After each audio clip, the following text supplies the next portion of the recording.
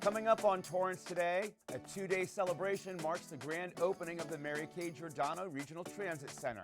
We take you back to the unforgettable gathering of local and regional leaders at 465 Crenshaw Boulevard and listen in as travelers express their excitement of ditching their cars and hitching a ride on the bus. All this and more coming up right now on Torrance Today.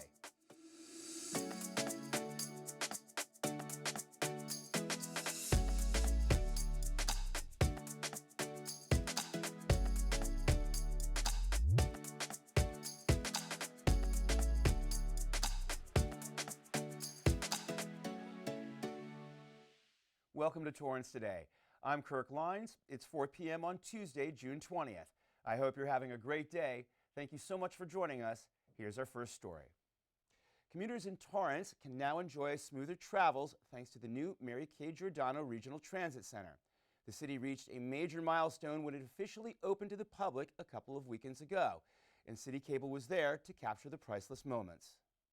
2, 3. All right. You have to keep your ribbon. This terminal will help reduce pollution, improve mobility, and get more people to their destinations with ease. It's only fitting that this facility will be named after our former Torrance Assistant City Manager, Mary Kay Giordano.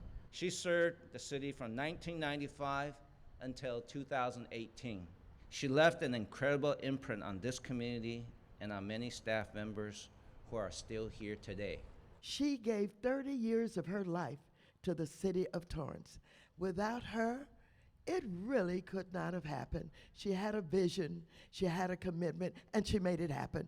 Torrance Transit Service Enhancements will provide improved services for disadvantaged communities in our region. These new buses, and indeed all of the services provided, will help decrease greenhouse gas emissions, improve bus service, enhance mobility, and create seamless connectivity for our region. Planning for this project started well over a decade ago.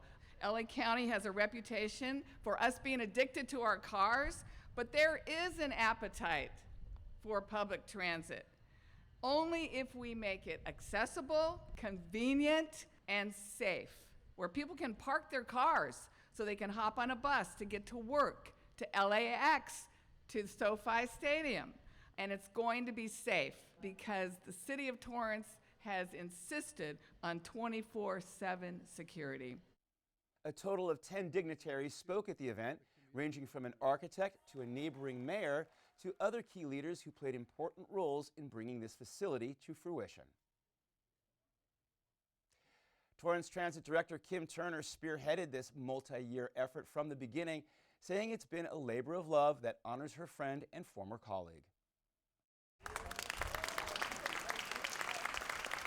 I am in awe of what we have here today. I know that Mary Kay Giordano, our Assistant City Manager, worked very hard to secure this site, and I know she wanted something fantastic, and I worked really hard to try to figure out what would be the best thing to make this place exciting for the City of Torrance. So I went out to different places throughout the city, and I found things that made me feel good, and I brought it here. So what you see here is a collection of various venues throughout the Los Angeles County region. We're looking to bring in Metro, Gardena, Beach City Transit, Flexibus, Megabus, Greyhound, and Flyaway. I try not to do just a regional center, but make it more of a transit development where it's retail, our system, the rail is coming. I wanted to make sure that when the people hear about the Green Line coming to Torrance, that they know it's coming to somewhere special. This is part of a big plan. We're talking about extending the C line down here to Torrance. We're talking about connecting the K line. This is going to be a big economic boost for, again, not just to Torrance, but for the whole South Bay. Connecting Torrance to the rest of the South Bay, rest of the LA region, with all the benefits, cutting down on traffic, getting people, out of their cars, cutting down on pollution. A big win for Torrance, a big win for the South Bay. We're going to have a lot of the major Olympics and World Cup events So basically, at this place, people will be able to, either bus here, bike here, walk here, and then they'll be able to hop on the train or a bus. It'll take them straight to those events, right into the heart of those events, and they'll be able to do it in a way that's going to be much more pleasant than being stuck in traffic, and just make life a lot easier in terms of getting in and out, parking, congestion. So it's a full service center for mobility. But it's also going to be, while you're waiting for your bus or your train, you can go shop. There'll be Wi-Fi. Just a nice kind of an additional important amenity for our area. I think it's going to be a transformation for the entire South Bay. It's going to connect diverse communities and culture together. It's going to get folks out of their cars, but again, it's going to give individuals throughout the South Bay opportunity to explore and learn about other connecting communities. It's going to make us a destination point. They can stay at the hotels here in the city, so it's going to be an opportunity to grow this entire region, both economically, culturally. This is more than just a transit center. This is really a community hub. You can have birthday parties here, possibly even weddings here, and these amazing jumbotrons. Yes, it will be a great venue to watch a sporting event like the World Cup or maybe a Super Bowl or the Olympics. Just a great day, and it couldn't happen without the vision and leadership of both Mary Kay Giordano and the amazing Kim Turner, who deserves a whole lot of credit for what's happening here in Torrance, especially around transit. The visitors got a tour of the roughly 15,000 square foot LEED certified transit terminal building, which has spots for retail, meeting rooms, and even the Torrance Transit Simulator. The facility sits on 5 acres of a 15-acre parcel at 465 Crenshaw Boulevard, just south of Delamo Boulevard. The transit terminal has 8 bus berths. There is also a 250-space parking lot, an outdoor bicycle storage area, and 24-hour security. The Torrance City Council meets tonight to conduct city business. 8 students who will go to Japan next month as part of the Sister City Student Cultural Exchange Program in Kashiwa will get introduced to our city leaders. The city manager and community services director will recommend that council members authorize a purchase order to update the Civic Center Veterans Memorial Wall, and the community development director will ask city council to conduct a public hearing on the 5-year consolidated fiscal years 2023 to 2027 annual action plan covering fiscal year 2023 to 2024 and approve them. Many more agenda items will be discussed tonight. The public is invited to council chambers at 3031 Torrance Boulevard. The meeting begins promptly at 6:30 p.m. Virtual participation continues to be an option.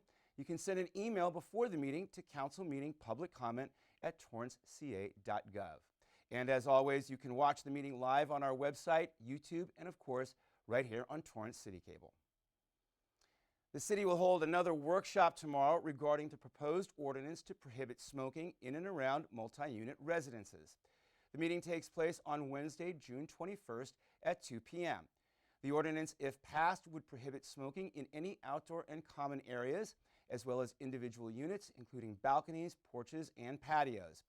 It would also require a 25-foot buffer zone around any doorway, window, or vent into a multi-unit residence. For more information, call 310-618-5990. Summer is here for Torrance Unified School District students, and the city is using the break to hold its annual back-to-school supply drive. The Torrance Social Services Commission wants to collect as many school supplies as possible to support students in need. The drive began yesterday with collection bins placed at City Hall, the Permit Center, and at Katie Geisert Civic Center Library. Community members can drop off a wide array of items such as backpacks, crayons, and umbrellas. The drive lasts through Friday, July 21st. Still ahead, it's Transit Tuesday, and we take you to the open house at the Mary Kay Giordano Regional Transit Center when we come back in 60 seconds.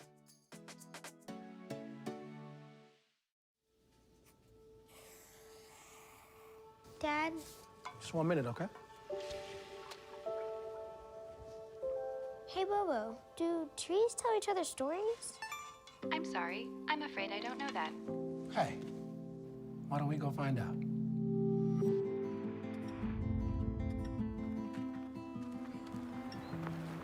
Listen.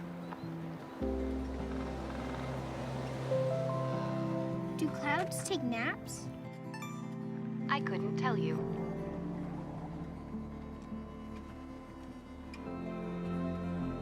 Can birds draw pictures? I don't have an answer for that. Dad, do stars visit their friends? Look!